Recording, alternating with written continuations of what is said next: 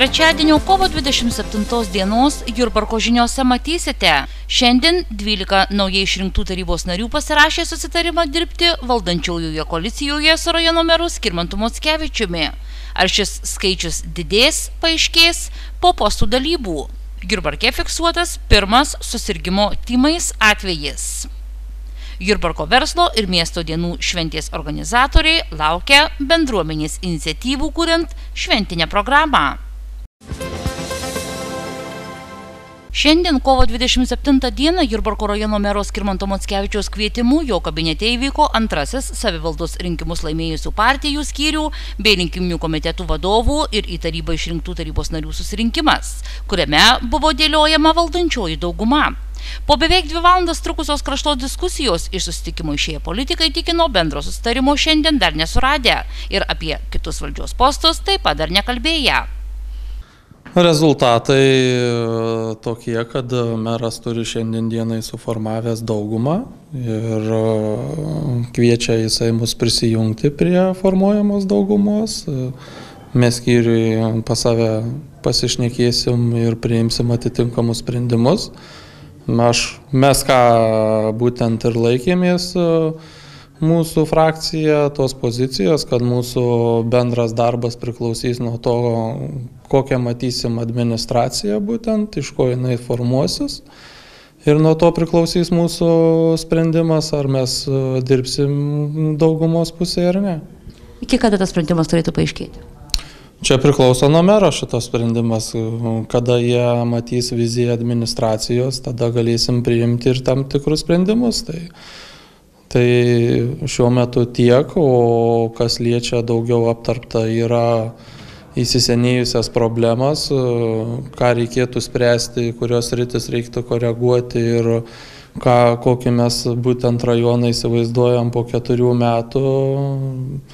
Čia irgi yra svarbi pozicija ir noras irgi yra matyti bendrą viziją tą formuojamą. Šiandieną 10 valandą mes po ilgų diskusijų nuomonių pasikeitimą 13 tarybos narių pasirašėm raštą, kad sutinkame kartu dirbti koalicijoje. Postų klausimas bus aptartas vėliau iki balandžio 17, matyt, tai irgi diskusijų objektas, kaip ten bus. Šiandieną postai tikrai nėra aptarti ir padalinti, reiškia, kas ten kaip yra. Ir buvo pakviesti visi kiti 12 likusių narių prisijungti prie mūsų pačios koalicijos. Kiek vilties, kad ta jūsų koalicija padidės? Aišku, jautėsi, kad tie, kurie buvo surinkę 12 parašų prieš, jautės truputėlį tokia įtampa įsižeidimas, bet manau, kad jeigu protingai apsvarstys ir iš tikrųjų, ką jie deklaravo, kad dirbs rajono labui, o nesieks postų, jie prisijungs, bet jeigu jie sieks vien tik tai postų, kas labai jautėsi šiandieną mūsų šitam pokalbė, tai turbūt jie neprisijungs. Apie kurią partiją jūs čia kalbėtumėte? O kalbėkime apie būtent liberalus, kalbėkime apie valstiečius ir Šimkaus koaliciją už Jurbarko kraštą. Ir šiandien meras įte pasiūlė pasirašyti, prisidėti prie jo darbų, tai kadangi mes merą rėmėme per rinkimus ir sutikom pasirašyti. Ir pasirašėme dėl bendrų darbų. Ar administracijos postai buvo dalinami šiandien? Tikrai nebuvo dalinama, nebuvo jokios kalbos, tiesiog pagal tą turimą informaciją ir pasirašė 13 žmonių. Tai tas ir buvo, meras pakvietė kitas frakcijas pasirašyti, bet jos šią dieną nepasirašė, tai laukiame jų parašų. Kiek vilties, kad jūsų koalicija, tos 13 žmonių koalicija bus praplėsta? Manau, kad labai daug, kadangi būtent atsakinį suolelį niekas nenori, o atėjomės dirbti rajono labui. Tai jeigu kurie tikrai nesutiks eiti, tai manau dėl asmeninių ambicijų, dėl kažko, jeigu esame dirbti žmonių, tikrai sutiks žmonės eiti dirbti. Kovo 17 dieną naujai 4 metų kadencijai išrinktas rajono meras Skirmantas Mockevičius Jurbarko žinioms tvirtino į koaliciją kviečiantis visas politinės jėgas norinčias dirbti kartu. Kovo 18 dieną iš karto po išrinkimo mano merų aš sukviečiau visus tarybos narius naujai išrinktus, tiksliau ne visus tarybos narius, o partijų vadovus atstovus frakcijų būsimų ir komitetų atstovus išrinktų ir pasiūliau bendradarbiauti kartu su manimi, apsispręsti, kas norės dirbti mano komandoje. Kitaip sakant, daugumoje, nes pagal vietos savivaldos įstatymo turi būti suformuota dauguma opozicija ir gali būti mažuma. Tai reikalinga apsispręsti kuo greičiau, kuo anksčiau, kad būtų galima planuoti būsimus posėdžius, nes maždaug mėnesį laiko į priekį mes turime planuoti, kokie bus klausimai. Pirmajame susirinkime kovo 18 dieną visi išklausė, sakė, mes apsispręsime ir šias savaitės dvi sprendė. Kiek žinau, buvo įvairiausių diskusijų, tarimusi, ginčių, ėjo pas mane, kalbėjo, man sakė visokiausius variantus, bet aš kaip ir buvau žadėjęs, iš anksto buvom sutarę, kad šiandieną, 27 kovo, mes susirinksime ir priimsime vėlesnius sprendimus. Ir šiandieną aš jau turiu 13 apsisprendusių, tiksliau 12, aš 13 tarybos narių sprendimą dirbti kartu su manimi ir labai tuo džiaugiuosi, kad tie žmonės ryžosi priimti iššūkį, nes nenori, bet dauguma privalės siūlyti, reiškia, savo atstovus tiek į vicemero postą, tiek į vykdančios institucijos vienus iš postų. Tai yra prievolė daugumos. Ir dėl postų mes nekalbėjome, tai spręs tie žmonės, kurie, žiūrint, kiek susirink žmonių, tarybos narių tiksliau, kurie bus daugumoje, tada mes spręsime dėl postų, nes pirmąjį postą vicemero mes siūlysime balandžio 17 dieną vykstančiame pirmam posėdį, tai yra nurodyta būsima darbotvarkė. Direktorius ir direktoriaus pavaduotojas bus sprendžiama vėliau, vadinasi, dėl jų dar apsisprendimas, ką mes deleguosime, gali būti priimtas vėliau. Tarp 12 po šiandien pasirašyto susitarimu dirbti kartu su rajono meru parašus padėjusių partijų vadovų, kol kas čia nėra Liberalų sąjūdžio, Valstiečių ir Žaliųjų Jurbarko partijų skyriaus, pirmininkų bei Kazimiero Šimkaus komandos parašų. Iš 2 tarybą patekusių politikų iš kito rinkimų komiteto dirbti kartu su rajono meru Skirmantu Mockevičiumi šiandieną jau apsisprendė tik Gintaris Toškus. Rajono meras, kalbėdamas apie partijas galinčias dirbti kartu valdančioje koalicijoje, tvirtino, jog su visais į tarybą išrinktais politikais jis randa bendrą kalbą pačiais aktualiausiais ir svarbiausiais rajonui klausimais. Aš bandžiau pirmiausia klausti, ar yra tarp mūsų esminių skirtumų arba esminių nesutarimų, ar buvo esminiai nesutarimai dėl tam tikrų klausimų, sakykime, socialinės, sveikatos, verslo, socialinių paslaugų teikimo srityse. Iš tikrųjų nebuvo. Kaip ir 4 metus esminių nebuvo, taip ir dabar niekas negalėjo vardinti tam tikrų takoskyros sričių arba raudonų linijų, kurios iš esmės nesutampa tarp tam tikrų partijų. Todėl man tikrai nepriimtinas derybų metu tas 2 savaitės tam tikrų jėgų sakymas, kad mes dirbtume daugumoje, jeigu nedirbtų viena arba kita partija arba viena ar kiti žmonės.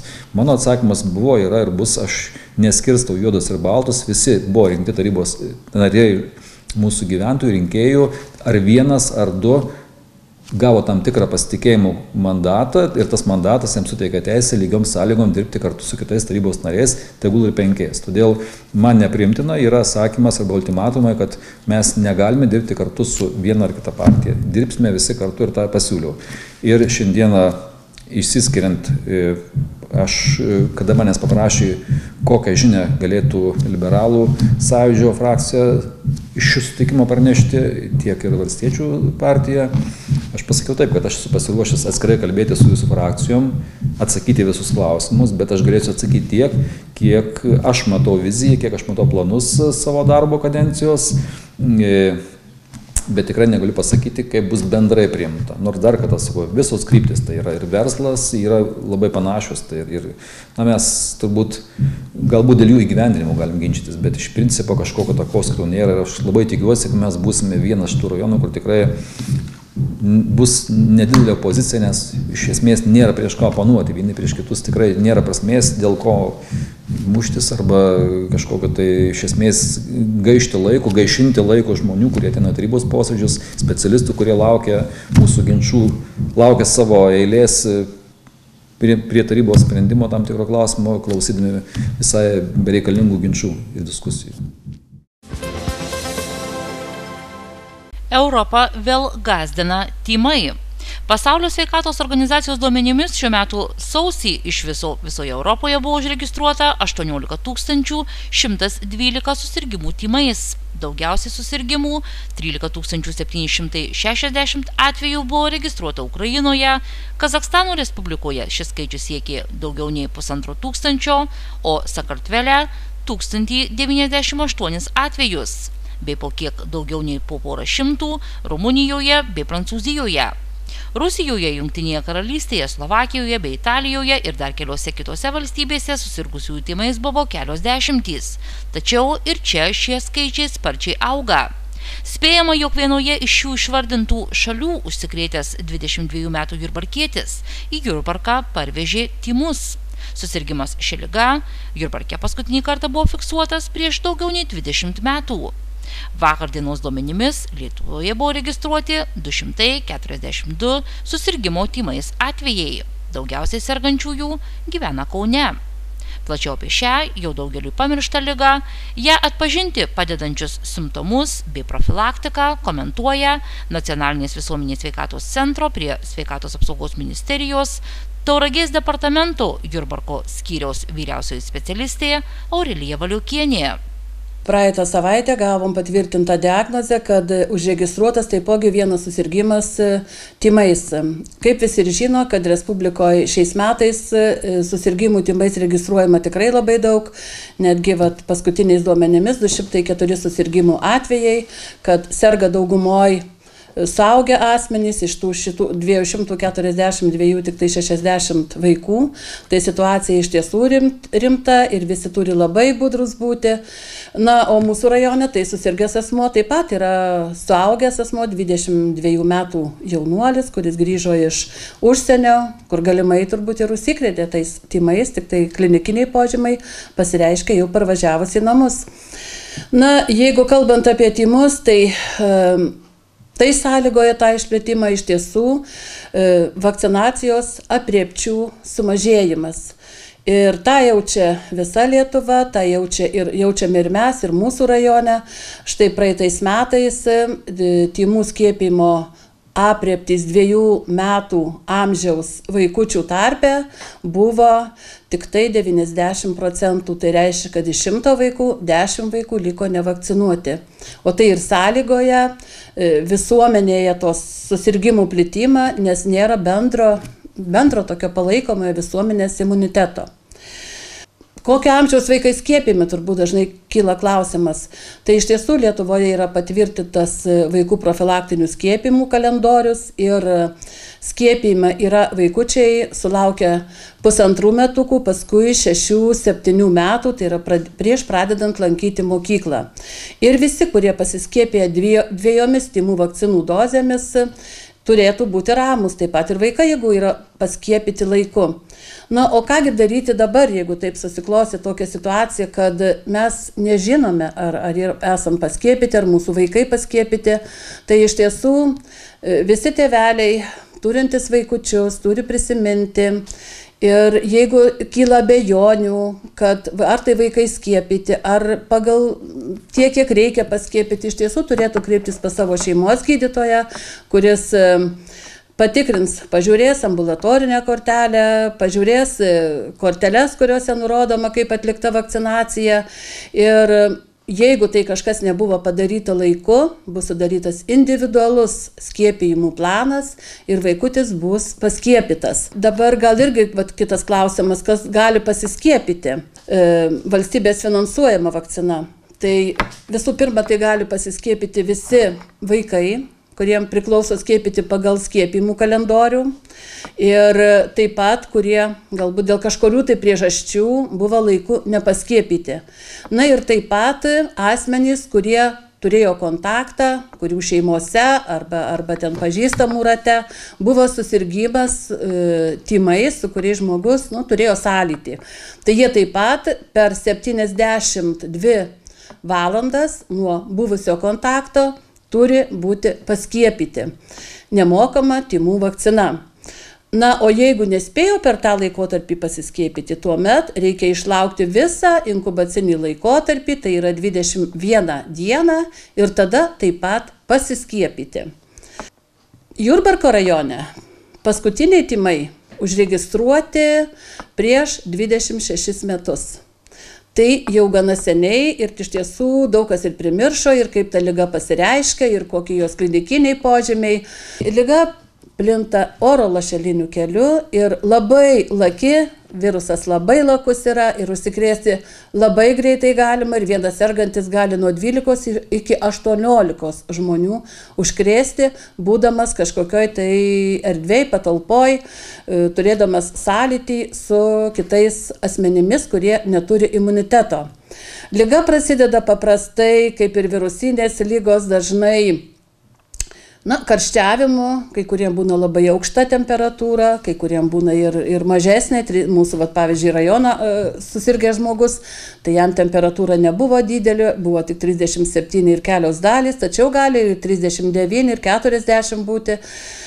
Toliau atsiranda sloga, atsiranda kosulys, būdingas konjunktyvitas, tai akys bijo šviesos. Jeigu kas sirgo tą simptomą gerai prisimena, kad netgi tekdavo uždengti kambario langą, kad būtų lengviau akim. Tai va šitas simptomas irgi gana būdingas yra tymam. Na, o specifinis ir tikrai jau parodantis, kad yra tymai simptomas, tai yra atsirandantis bėrimas.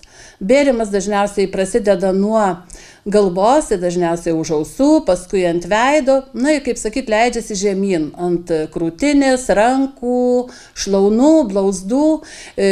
Bėrimas tikrai yra toksai jau išreikštais atvejais iš tiesų yra gana didelis, susiliejantis tokiu neteisingais kraštais bėrimo elementai ir ligonis paprastai užkrečiamas būna iki 4 dienų iki tų klinikinių požymių pasirodymo ir 4 dienas po bėrimo pasirodymo. Tai 4 tas dienas, kai jau bėrimo elementai atsiranda. Tai jis yra pavojingiausias tuo atveju, kad gali užkrėsti kitus. Ir dėl to, kad dažnai pats nežinodamas, dar nematydamas to bėrimo elementų, jis nesijaučia ligoniu ir turbūt tokio apsisaugojimo nei savo atžvilgių, nei kitų atžvilgių priemonių netaiko. Ir sakykit, ta liga, kuo jinai yra pavojinga, kokios galimos komplikacijos? Taip, šita liga tai pavojinga tuo, kad galimos yra jos komplikacijos. O komplikacijos dažniausiai tai būna ausų uždegimai ir gali pakenkti netgi klausos nervą ir tikrai pasekmės gali būti sudėtingos. Ir labai dažna komplikacija yra plaučių uždegimas.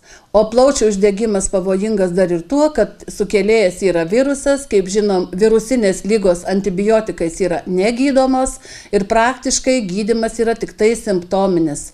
Todėl dažniausiai ir ta komplikacija ir pati ir baisiausia ir sukelia ir net ir mirties būna atvejų, būtent dėl šitos pneumonijos, kuri atsiranda užsikrėtus tymais.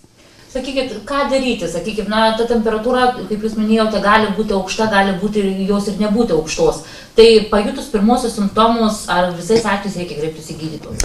Pajutus pirmosius simptomus iš tiesų reikia, vis tiek gal kažkoks įtarimas būna, kad tai gali būti tymai. Jeigu nėra bėrimo elementų, tai ko gero įtarti irgi būna sunkoka. Tačiau jeigu turėtas yra sąlytis su sergančiais ir kažkur, jeigu būtų, tarkim, kažkur tai ar kažkokioj tai, gal vietoje, kur galima užsikrėsti. Tokiu atveju, aišku, žmogus turi ir pats saugotis, tai ir savo artimuosius pasaugoti. Tai pirmiausia, gal reikėtų ir kaukę užsidėti, kad tas virusas nebūtų platinamas ir bent jau telefonu kreiptis pas savo šeimos gydytoją ir tiesiog pasakyti, kad aš galbūt buvau sąlytyje, turėjau sąlytį su sergančiais asmenim ir kad tiesiog gydytojas ir pasakys, kaip elgtis, ką toliau daryti, kad nesilankyti kažkokiose viešose vietose, kad susirgimas nebūtų platinamas, kad ir, žodžiu, gydytojas visada ir pažiūrės, kokia imunizacijos būklė ir jeigu reikalinga kažkokį tai gydymas bus paskirtas, kad ir simptominis, tai visais atvejais vis tiek reikia iš savo šeimos gydytojo kreiptis. Ir sakykit, kokia profilaktika yra šios ligos? Šios ligos profilaktika yra vakcinacija, tai yra skiepai.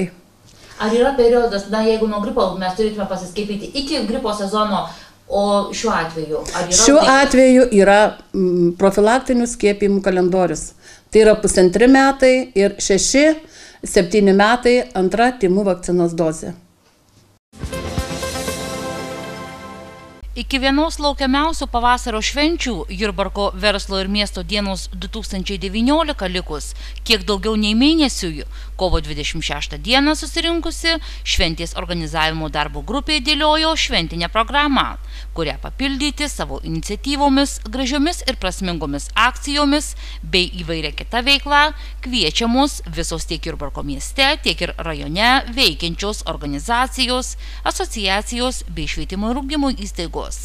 Pasak vienos iš šios švenčių organizatorės, viešosios įstaigos Jurbarko turizmo ir verslo informacijos centras direktorės Gaivos Mačiulaitinės, norima, kad į šventės organizavimą įsilietų ir miesto bei rajono bendruomenė, nes pasak jos, tikrai neatsitiktinai, šios šventės pavadinime šalia verslo dienų yra ir Jurbarko miesto vardas. Šią šventę norima skatinti ir auginti visų mūsų bendruomeniškumo jausmą. Kaip ir kasmet mes kreipiamės į visuomenę, mes laukiame pasiūlymų, mes laukiame naujų idėjų ir kol kas mes jų nelabai gauname.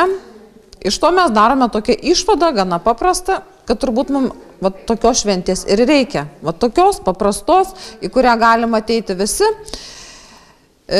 Kažkokio nieko neįpareigojančios, tiesiog praleisti gerai laiką.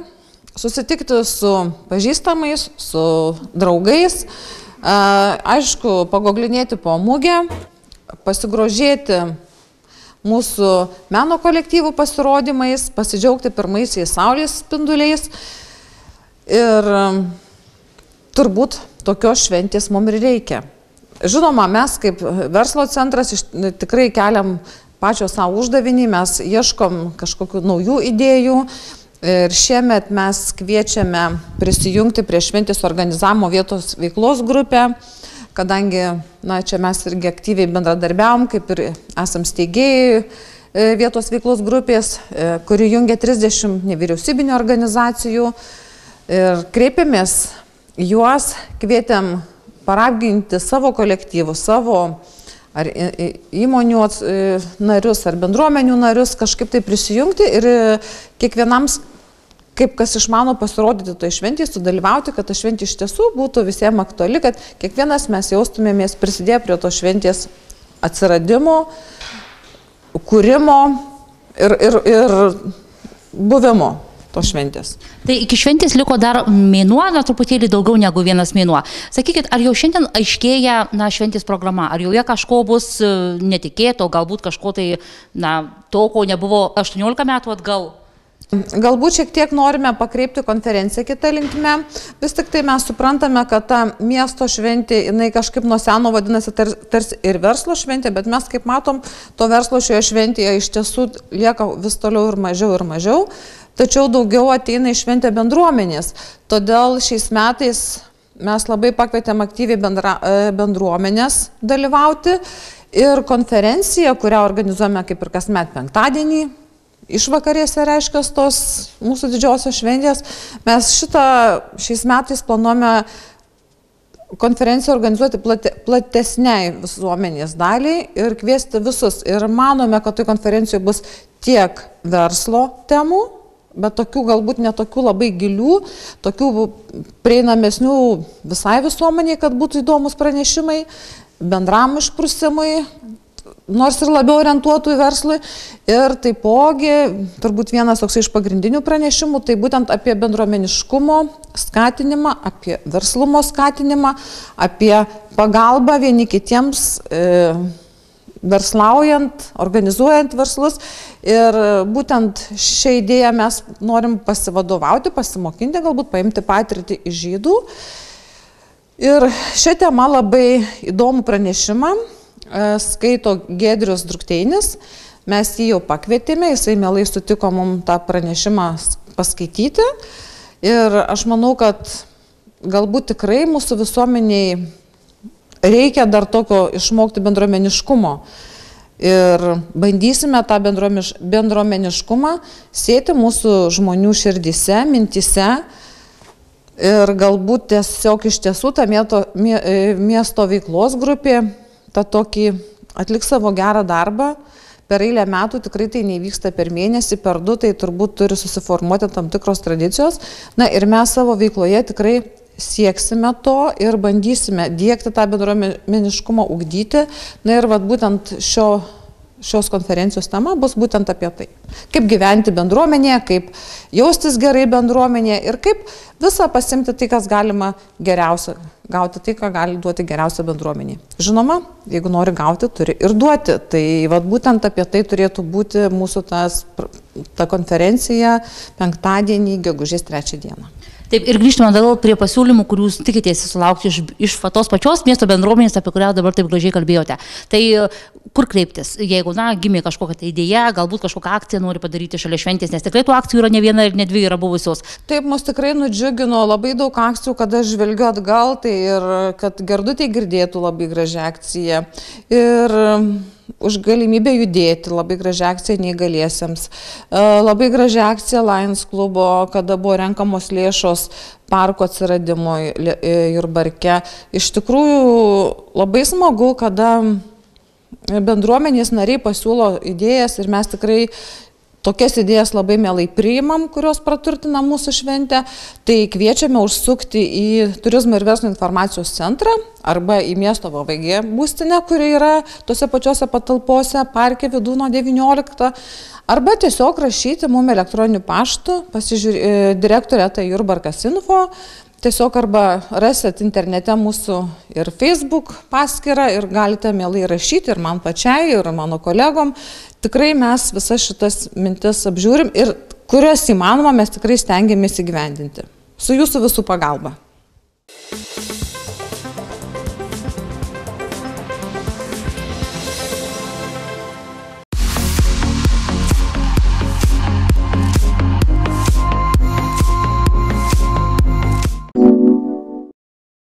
Šiandien išleistame naujausiame Šviesos numeryje skaitykite šios straipsnius ir publikacijas. Pirmajame puslapyje straipsnis pavadintas "Lėšų duobėms lopyti valdžios piniginėje dar nėra" pasakoja. Pavasaris ne tik džiuginanti šilumos, bet ir vairuotojų kankinės laikas. Kasmet po žiemos atsiveriančios gatvių duobės tampa rimta grėsme. Šiemet tai itin aktualu, nes gatvėse duobės gilios, gerokai pasmukę ir šulinėjai, o valdininkai dar neturi jokio plano, nes neturi ir pinigų duobėms taisyti. Plačiau šią temą skaitykite laikraštyje. Kita istorija apie tremties skausmą lydintį visą gyvenimą. Pirmadienį sukako 70 metų nuo lietuvių tautos genocido didžiausios akcijos 1949 metų kovo 25 dieną trėmimų kodiniu pavadinimu Priboj į Sibirą.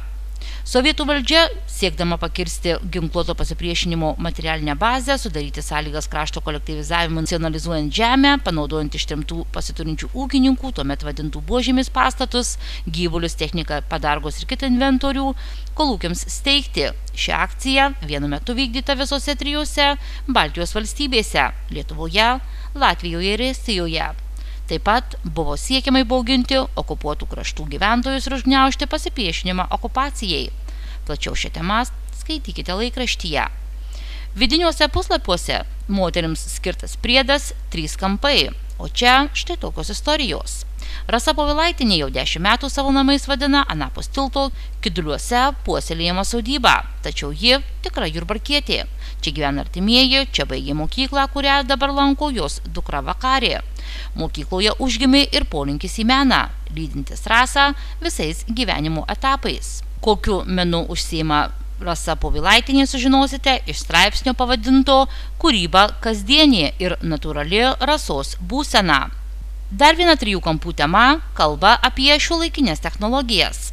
Suaugusieji be technologijų neįsivaizduoja savo kasdienybės, tačiau kai kalba pasisuka apie vaikus, dauguma vis dar nerimauja, ar tai nesugadins jaunosios kartos. Tiek akademinė, tiek edukacinė sistemos šiuo metu išgyvena tikrą skaitmeninę revoliuciją. Mokymosi procesas jau neįsivaizduojamas be technologijų. Plačiau šią temą kalbama straipsnėje pavadintame "Kompiuteriai ir vaikai tikrai suderinama". Atsiverti tolimesnius laikraščio puslapius. Skaitytojai taip pat ras ir Sodros informaciją, savaitgalio policijos įvykių bei nusikaltimų suvestinę, visą eilę skelbimų, sporto naujienų bei kitą įdomią informaciją. Esi laimingas, kai net internetas be jokių įsipareigojimų, nes Baltikum internetas už mažesnę kainą. Laisvė viską keisti. Paprastai, lengvai Baltikum.